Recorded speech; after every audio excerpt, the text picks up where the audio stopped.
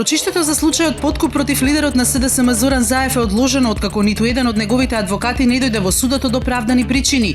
И покрај барањето на Заев судењето да продолжи по изборите, судијката Дијана Груевска-Илиевска следното рочиште го закажа за 2 декември.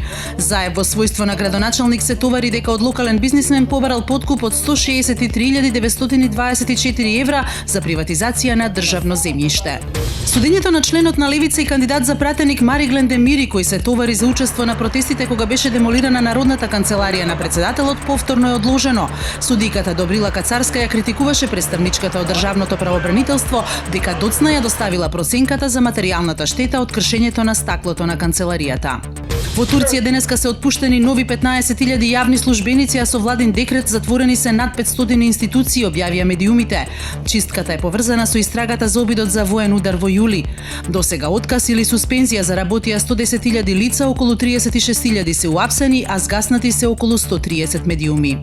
Новоизбраниот председател на САД Доналд Трамп преку видеопорака на YouTube наведе 6 потези кои ќе ги преземе во првите 100 дена од мандатот.